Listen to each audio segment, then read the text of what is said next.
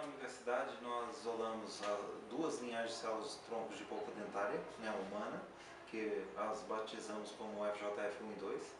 Essas células elas foram usadas e culminaram numa dissertação de mestrado, onde nós tivemos a oportunidade também de isolar as células tronco de uma polpa de dente de uma criança que apresenta neurofibromatose, que é uma doença que apresenta diferentes expressividades de tumores espalhados pelo corpo. E nessa linha de pesquisa nós diferenciamos ambas as células saudável e do paciente com neurofibromatose para tecido ósseo em laboratório, né? E uma criança de 6 anos que nem apresenta ainda os tumores, os neurofibromas, nós podemos, in vitro, verificar que essas células apresentavam 3 vezes menos cálcio do que a célula sadia, né? E, de certa forma, é importante para que nutricionistas e médicos possam estar auxiliando essa criança que ainda nem apresenta o defeito ósseo, né, para possível tratamento dessa doença, né? Nós também estamos utilizando essas células para investigar efeitos do campo magnético, ímã, né, e também da frequência do laser no cultivo dessas células, para saber se elas alteram ou não a proliferação dessas células, né, em parceria com o professor José Paulo da Física. Essas linhagens também das células tronco de polpa dentária, nós avaliamos a atividade imunossupressora dessas células, né, e verificamos que elas podem ser transplantadas em diferentes pessoas, né, não compatíveis, digamos dessa forma, o que torna essas células então muito interessantes do ponto de vista de terapia celular.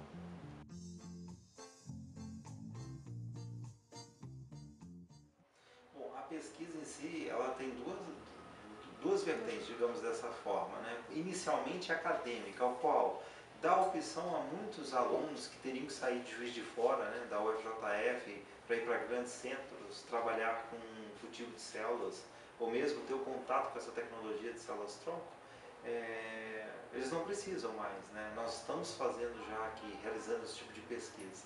E do ponto de vista em si, da pesquisa mesmo, utilizar essas células não só da polpa dentária, como o tecido cordão umbilical e o tecido adiposo, né, obtido da lipoaspiração, mostrando que essas células têm potencial de ser utilizadas na medicina.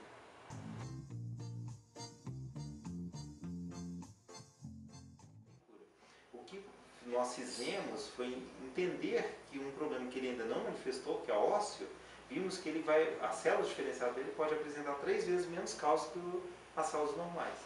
Então, é sugestivo que médicos e nutricionistas possam ajudar essa criança com uma dieta mais rica em cálcio. Entendi.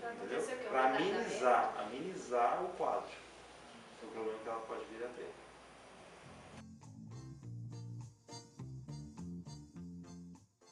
Temos parceria com o Dr. Ângelo Atala, médico hematologista, né, do Hospital Universitário. Nós estamos fechando outra parceria também com o professor Antônio Matos, da Faculdade de Odontologia, aqui da Universidade. E como é uma área multidisciplinar, né, nós estamos abertos a qualquer tipo de colaboração, inclusive mesmo com o professor da Física, né, o professor José Paulo, que nos procurou. Inicialmente financeiras, né? Para compra de meio de cultivo, reagente, essas coisas, é muito caro. Por isso que não damos acesso a muitos alunos por enquanto, em virtude do custo da pesquisa, que não é barato. Dificuldade logística, né? Que a gente ainda não temos a sala adequada como deveria ser a sala de cultura, mas já existe um apoio da universidade, no sentido de nos permitir certas mudanças, alterações dentro da sala.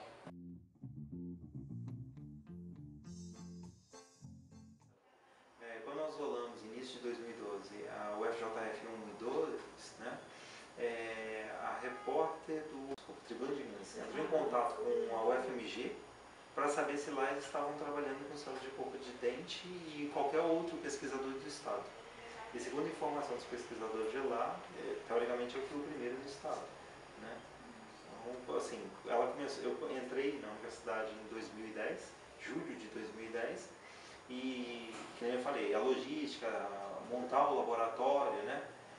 Nós começamos a trabalhar no final de 2011 e isolamos as células no início de 2012.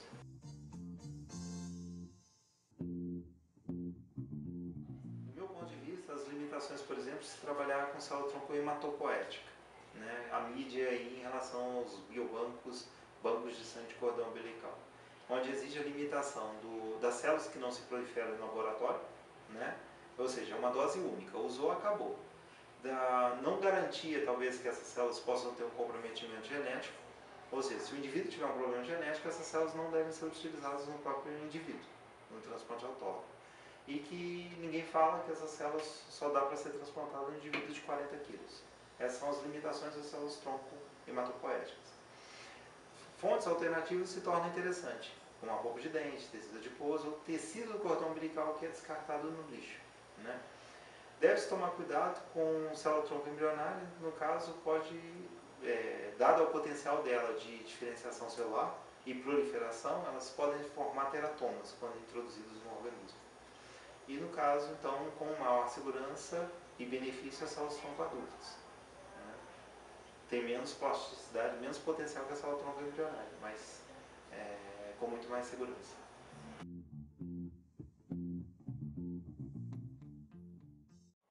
Uma vez introduzida dentro do organismo e a célula tendo o potencial de formar tumores ou teratomas, né, dependendo do tipo de célula, ela se espalha dentro do organismo e você tem a metástase, você não tem como reverter esse quadro.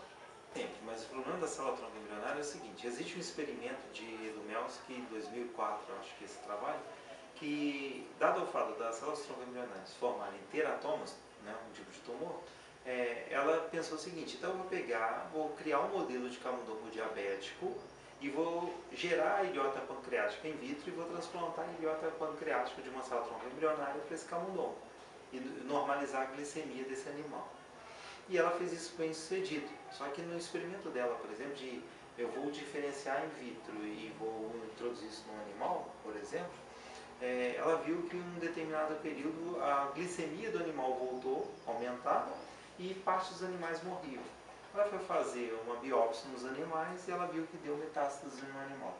Qual o problema da célula-tronco embrionária? Dado o fato do potencial dela de diferenciação e a capacidade de proliferação, nós, quando introduzimos essa célula dentro do organismo, não temos o controle que ela, supondo, vai se alojar num determinado tecido e ali ela não vai conseguir se reprogramar pelo ambiente no qual ela se adequou. Então, dessa forma, ela vai se proliferar de tal forma acelerada em relação à velocidade do tecido que acaba formando um teratoma naquele local, né? E aí, como passa a ser despercebido, isso pode culminar na metástase. E a Yamanak em 2005 e 2006, eles foram felizes. Eu falo por causa do grupo, né? Eles fizeram uma análise em células tronco embrionárias e viram que durante esse estado de célula tronco embrionária, alguns genes tinham expressão. E sugerindo o quê? Que a expressão desses genes, só lembrando lá da genética, eu tenho DNA, RNA mensageiro e eu tenho proteína. Tá? Então, se eu tenho expressão, eu estou falando a nível de RNA, que teoricamente eu vou ter a proteína. Então ele viu que durante o estado indiferenciado das células-tronco, ela mantinha a expressão de alguns genes. Muitos genes na realidade. Mas ele chegou simplesmente a 4 genes que, quando reintroduzidos dentro de uma célula adulta, uma célula somática, né, diferenciada, ele consegue reprogramar essa célula em um estado mais embrionário, que ele chama de IPS, né, células-tronco pluripotentes induzidas. Né? E aí ele culminou agora, em 2012, no Prêmio Nobel para ele e o grupo de pesquisa. Nesse período de 2006 para cá, nós temos acesso a alguns grupos de pesquisas, né, inclusive da Califórnia, uma pessoa do Alison Guthrie, que já teve acesso a esses vetores. E quando eu passei aqui para a Universidade Federal de Juiz de Fora, antes de vir para cá, já estava em colaboração com ele, para a gente desenvolver uma pesquisa em conjunto, e ele me cedeu esses vetores do Yamanaka. Então nós temos aqui no laboratório esses 4 vetores que nos permitem reprogramar uma célula somática numa célula mais embrionária.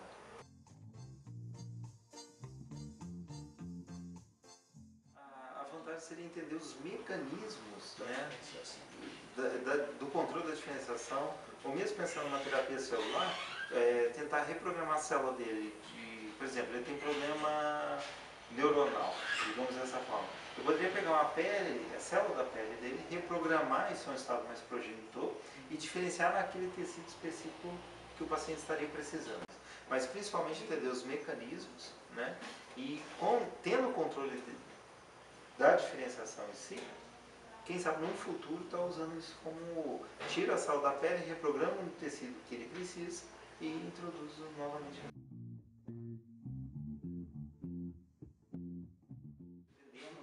Eu tenho um sonho, né? E como todo sonho a gente corre, busca e vai atrás.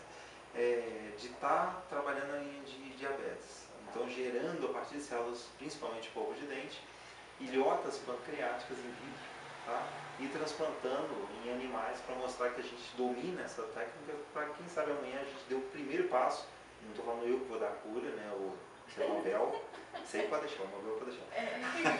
Porque a gente possa estar dando um passo em direção a um tratamento para diabetes. E uma outra linha que a gente está pesquisando é como pegar essa célula-tronco adulta e diferenciar ela para a célula hematopoética, produzir e expandir células hematopoéticas em laboratório. Né?